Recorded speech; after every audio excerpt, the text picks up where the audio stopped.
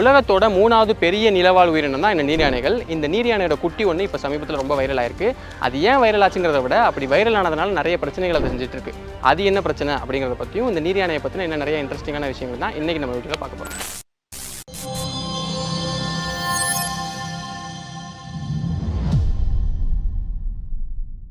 பாலூட்டி இனத்தில் நிலத்தில் வாழக்கூடிய உயிரினங்களில் இந்த யானைகள் காண்டாமிருகத்துக்கு அப்புறமா பெரிய நிலவாழ் உயிரினம்னா அது ஹிப்போபொட்டமஸ் நீர் யானைகள் தான்.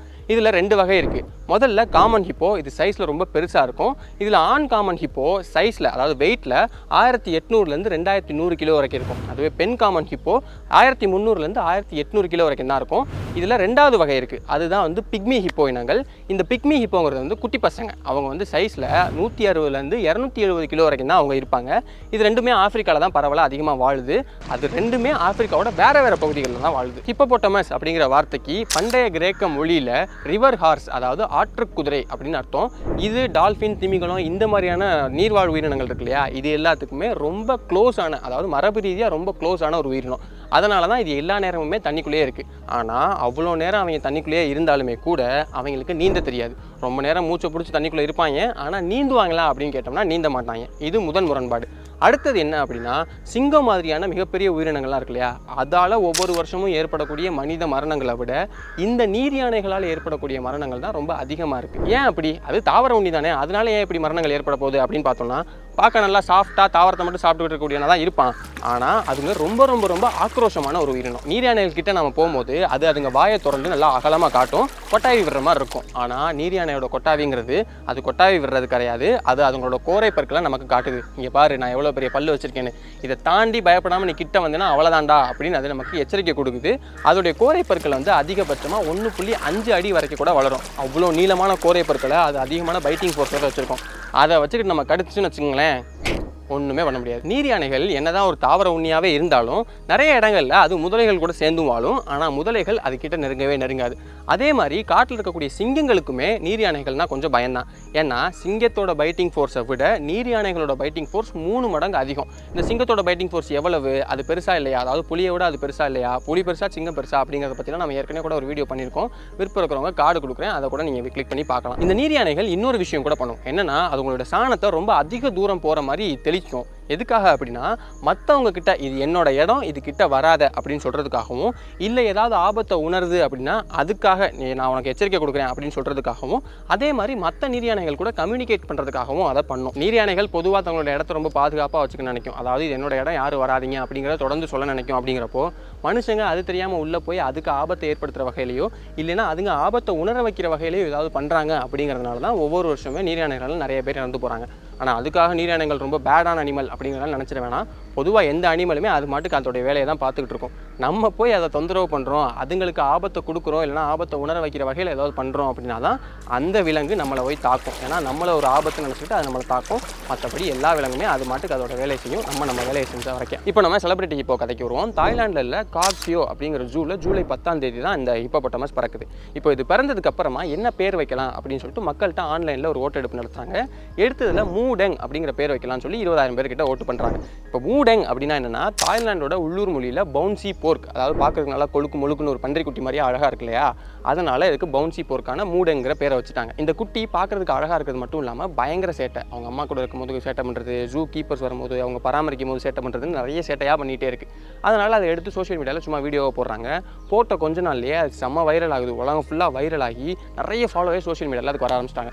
உங்களுக்குமே கூட இன்ஸ்டாகிராம்லையோ இல்லை ஃபேஸ்புக்லையோ இந்த வீடியோ இருக்கிறதுக்கு நிறைய வாய்ப்பு இருக்குது. இந்த மாதிரி சோஷியல் மீடியாவில் அதை பார்த்தது மட்டும் இல்லாமல் நேர்லையும் போய் பார்க்கலாம் அப்படின்னு ஆசைப்பட்டு நிறைய மக்கள் அந்த ஜூக்கு படையெடுத்து வர ஆரம்பிச்சிட்டாங்க. எந்த அளவுக்குன்னா, கிட்டத்தட்ட 30% ஜூ பார்வையாளர்களுடைய எண்ணிக்கை வந்து அதிகமாக இருக்குது. அவங்களுக்கு வருமானமும் அதிகரிச்சிருச்சு. ஆனால் அங்கே தான் பிரச்சனையும் ஆரம்பிச்சிருக்கு. என்னென்னா, வந்து பார்க்கும் போது எல்லாமே மூடெங் தூங்கிக்கிட்டு இருந்திருக்கு. ஏன் தூங்கிட்டு இருந்திருக்கு அப்படின்னா, ஒரு பேபி ஹிப்போவுமே ஒரு குழந்தை மாதிரி தான், மனித குழந்தைகள் மாதிரி தான். அதுங்க ரொம்ப நேரம் தூங்கிக்கிட்டே இருந்துச்சுன்னா தான் அதோடைய வளர்ச்சி நல்லா சீராக இருக்கும். ஆனால் அதெல்லாம் வந்தவங்களுக்கு தெரியாது இல்லையா, ஏன்னா அவங்க சோஷியல் மீடியாவில் பார்த்து எல்லாமே அவன் ஜாலியாக விளாண்டுட்டு இருக்கிறது எல்லா விஷயங்களை தான் பார்த்துருக்காங்க. இப்படி இருந்ததுனால வந்தவங்க என்னடா அது தூங்கிக்கிட்டே இருக்குது அப்படின்னு சொல்லி விரக்தியாகி அது மேலே கல்லை தூக்கி போடுறது, ஓட்டை தூக்கி வீசுறது, இந்த மாதிரியான விஷயங்கள்லாம் பண்ண ஆரம்பிச்சிட்டாங்க. இது கிட்டத்தட்ட அந்த குட்டி ஹிப்போக்கு வந்து ஒரு வன்முறைக்கான விஷயங்கள்லாம் பண்ணிட்டு இருந்திருக்காங்க. இப்படி இந்த வன்முறை பண்ண விஷயமுமே வீடியோ ரிலீஸ் ஆகி அது பொதுமக்கள் மத்தியில் பெரிய எதிர்ப்பு கிளம்ப ஆரம்பிச்சிருச்சு. அதுக்கப்புறமா அந்த ஜூ டைரக்டர் நரோங்விட் அப்படிங்கிறவர் இந்த மாதிரி நீங்கள் ஹிப்போபொட்டாமஸை தொல்லை பண்ணிட்டு இருந்தீங்க அப்படின்னா உங்களுக்கு வந்து கடுமையான சட்ட நடவடிக்கை எடுக்கப்படும். ஒருவேளை நீங்கள் சுறுசுறுப்பாக இருக்கும் போது தான் மூட எங்கே பார்க்கணும் அப்படின்னு நினச்சிங்கன்னா காலைல 8 to 9 அதை குளிப்பாட்டுவாங்க ஜூ கீப்பர்ஸ்லாம். அந்த நேரத்துலையும் அதே மாதிரி மதிய நேரத்தில் அது அவங்க அம்மாவுக்கு வந்து சாப்பாடு கொடுப்பாங்க. அந்த நேரத்துலையும் அது சுறுசுறுப்பாக இருக்கும். மற்ற நேரத்துலலாம் தூங்கிட்டு தான் இருக்கும். நீங்கள் பார்க்கணும்னு நினச்சிங்கன்னா அந்த 2 டைம்லேயும் வந்து பாருங்கள். இந்த மாதிரி தொல்லை பண்ணாதீங்க, தொல்லை பண்ணால் கடுமையான நடவடிக்கை எடுப்போம் அப்படிங்கிறத ஸ்ட்ரிக்டாக சொல்லிட்டார். இந்த பிக்மி வகை நீராணைகள் உலக அளவிலே மொத்தம் 2000 தான் இருக்குது. இது ரொம்ப பாதுகாக்கப்படுற ஒரு உயிரினமாகவும் இருக்குது. அப்படிப்பட்ட ஒரு உயிரினம் பிடிபட்ட நிலையில் ஒரு குட்டி பிறக்குது அப்படிங்கிறதே ரொம்ப அபூர்வமான விஷயம். அந்த அபூர்வமான விஷயம் நிறைய பேருக்கு தெரிய வரணும் அப்படிங்கிற ஆசையில் ஜூ நிர்வாகம் அதை எடுத்து வீடியோவாக போடுறாங்க. ஆனால் அப்படி போட்டதோட பின்விளைவாக மக்கள் அதை வந்து பார்த்து இந்த மாதிரி அதுக்கு தொல்லை பண்ணுறாங்க அப்படிங்கிறப்போ அப்போ இந்த மாதிரியான விஷயங்கள்லாம் ஜூ நிர்வாகம் வெளியே சொல்கிறது நல்லதா கெட்டதா அப்படிங்கிற ஒரு குழப்பமே ஏற்படுது. இது இப்போ மட்டும்தான் இல்லை, ஒரு 100 வருஷத்துக்கு முன்னாடி இதே மாதிரி ஒரு நீர் யானை ஃபேமஸ் ஆச்சு. எப்படின்னா ஆப்பிரிக்காவில் இருக்கக்கூடிய ஜூலுலேண்ட் அப்படிங்கிற ஒரு பகுதியில் அங்கே இருக்கக்கூடிய நீர்நிலையிலேருந்து ஒரு நீர் யானை வெளியேறி அப்படி நடக்க ஆரம்பிச்சிருச்சு. நடக்கிறது ஏதோ 1 நாள் 2 நாள் நடக்கல, கிட்டத்தட்ட 3 வருஷமாக 1600 கிலோமீட்டர் வரைக்கும் நடந்திருக்கு. அந்த மாதிரி நடந்து போகும்போது நிறைய நகரங்களை தாண்டியெல்லாம் போகும் இல்லையா, அப்படி போகும்போது அந்தந்த நகரத்து மக்கள் எல்லாமே இந்த மாதிரி நீரியான வரப்போதான் வா போய் பார்க்கலாம் அப்படின்னு சொல்லி போய் கூட்டம் கூட்டமாக நின்று பார்க்குறது, இங்கே தான் வரப்போகுது அப்படிங்கிறது முன்னாடியே தெரிஞ்சுக்கிட்டு அதுக்கு முன்னாடியே போய் அங்கே நின்று பார்க்குறது, இந்த மாதிரியான விஷயங்கள்லாம் பண்ணியிருக்காங்க. பத்தாததுக்கு தி நேட்டல் மெர்க்குரி அப்படிங்கிற பத்திரிகையுமே இந்த நீர் யானை எங்கே போகுது எங்கே வருது அப்படிங்கிற விஷயத்தெல்லாம் தொடர்ந்து செய்தியாக கொடுத்துக்கிட்டே இருந்திருக்கு. அப்படி செய்தியாக கொடுத்துட்டு இருந்த நியூஸ் பேப்பர் இவனுக்கு ஏதாவது பேர் வைக்கணுமே அப்படின்னு சொல்லிட்டு ஹியூபர்ட் அப்படிங்கிற ஒரு பேரை வச்சிருச்சு. ஆனால் அது ஒரு சிக்கலாக ஆச்சு. அது என்ன அப்படிங்கிறது போக போக சொல்கிறேன். இப்போ இந்த நீர் யானை நடந்து போயிட்டே இருக்கு இல்லையா, அப்படி போகும்போது டர்பன் அப்படிங்கிற நகரத்துக்கு அதுக்கு வடக்கில் ஒரு 15 கிலோமீட்டர் தொலைவில் அது போகும்போது ஜோனஸ்பர்க் ஜூலேருந்து இதை பிடிச்சிட்டு போயிடலாம் அப்படின்னு முடிவு பண்ணி அதை பிடிக்க ட்ரை பண்ணியிருக்காங்க. ஆனால் தலைவனை பிடிக்க முடியல. அவங்ககிட்ட இருந்து தப்பிச்சு அது மாட்டுக்கு நடக்க ஆரம்பிச்சிருச்சு. கண்ணம்மா சீரியலில் கண்ணம்மா நடக்கும்ல, அதை விட தலைவன் வேகமாக நடந்து போயிட்டே இருந்திருக்கான். எங்கே போகிறேன்னு தெரியாமல் போயிட்டே இருந்திருக்கான். பொதுவாக எந்த நீர் யானையுமே இப்படி ரொம்ப தூரம்லாம் நடந்து போகாது. ஆனால் என்னவோ தெரியல, இவன் நடந்து போயிட்டே இருந்திருக்கான். அப்படி போகும்போது விவசாய நிலத்தை அதிகமாக பாதிக்குது, ரொம்ப தொல்லை பண்ணிகிட்டே இருக்குது அப்படின்னு சொல்லிட்டு விவசாயிகள்லாம் சேர்ந்து அதை சுட்டு கொண்டுட்டாங்க. அதுக்கப்புறமா அது மக்கள் நிறைய பேர் தெரிய வந்து அவங்க பெரிய போராட்டம்லாம் பண்ணி அரசாங்கம் அதுக்குள்ளே தலையிட்டு யார் சுட்டு கொண்டாங்களோ அவங்கள கைது பண்ணிட்டு போய் அவங்களுக்கு அபராதம் விதிச்சிட்டாங்க. அதுக்கப்புறமா 1932 ஹியூபர்ட்டோட உடலை எடுத்து பதப்படுத்தி அதை ஆப்பிரிக்காவுக்கு மறுபடியும் கொண்டு வராங்க. அப்படி கொண்டு வரும்போது கிட்டத்தட்ட 2000 மக்கள் கிட்ட அதை வரவேற்று அஞ்சலி செலுத்துறாங்க. இப்போ ஹியூபர்ட்டோட உடம்பு ஆம்தோல் மியூசியம் அப்படிங்கிற இடத்துல பதப்படுத்தப்பட்டு பத்திரமா இருக்கு. இதில் விஷயம் என்னன்னா, அவன் செத்ததுக்கு அப்புறமா அதை கூராய்வு பண்ணும்போது தான் தெரிய வந்திருக்கு அது ஒரு ஆண் நீர் யானை இல்லை, பெண் நீர் யானை அப்படிங்கிறது. அப்போ ஹியூபர்ட்னு பேர் வச்சது தப்பாச்சே அப்படின்னு சொல்லிட்டு செத்ததுக்கு அப்புறமா ஹியூபர்ட்டா அப்படின்னு அதோட பேரை மாற்றிட்டாங்க. இந்த ஹியூபர்ட்டாவை பற்றி 1961 எட்மண்ட் லிண்டப் அப்படிங்கிற ஒரு ஹியூபர்ட்டா த டிராவலிங் ஹிப்போபொட்டாமஸ் அப்படிங்கிற புத்தகத்தை எழுதியிருக்காரு. அதுக்கப்புறமா நிறைய புத்தகங்கள் இது சம்பந்தமாக தொடர்ந்து எழுதிட்டே தான் இருக்காங்க. இப்போது இந்த ஹியூபர்ட்டாவும் சரி இல்லை இந்த மியூடங்கும் சரி நமக்கு சொல்கிறது ஒரே ஒரு விஷயம் தான். இதை பற்றி நம்ம ஏற்கனவே நிறைய தடவை பேசியிருக்கோம். பட் ஸ்டில் இருந்தாலும் மறுபடியும் ஒரு தடவை சொல்லிடலாமே அப்படிங்கிறதான் விஷயம். என்னன்னா, விலங்குகள் பொதுவாகவே அதிகபட்ச வன்முறையை சந்திக்கிறது நம்ம மனுஷங்க கிட்ட இருந்து தான். அதுலேயும் குறிப்பாக உயிரியல் பூங்காவில் இருக்கக்கூடிய விலங்குகள் ரொம்ப அதிகமான வன்முறையை நம்ம மூலமாக சம்பாதிக்குது.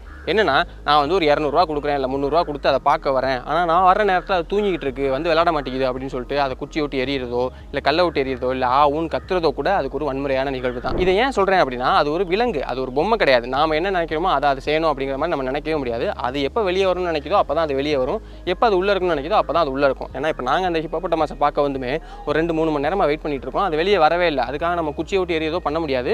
ஏன்னா அதுக்கு எப்போ வரணும்னு தோணுதோ அப்போ தான் வரும். இல்லை நம்ம இன்னொரு விஷயம் என்ன கவனிக்கும் அப்படின்னா, ஏற்கனவே இந்த மாதிரி ஒரு விலங்குகளை காட்டிலேருந்து எடுத்துகிட்டு வந்து ஒரு உயிரியல் பூங்கலை வைக்கிறதுங்கிறது அதுக்கு ஒரு வன்முறையான நிகழ்வு தான். ஏன்னா அதோட இயற்கை வாழ்விடத்துலேருந்து வந்து ஒரு வேறு இடத்துல வாழ்ந்துகிட்டு இருக்கு. அப்படி இருக்கிறப்போ நாம் குச்சியை விட்டு எறியதோ இல்லை கல்லை விட்டு எறியதோ செய்யாதீங்க.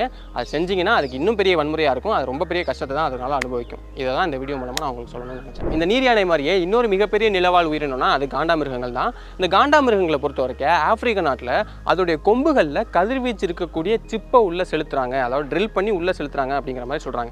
எதுக்காக அந்த மாதிரி செலுத்துறீங்க அப்படின்னு கேட்டோம்னா, அந்த காண்டாமிருகத்தை காப்பாற்றுறதுக்காக அப்படின்னு சொல்லி சொல்கிறாங்க.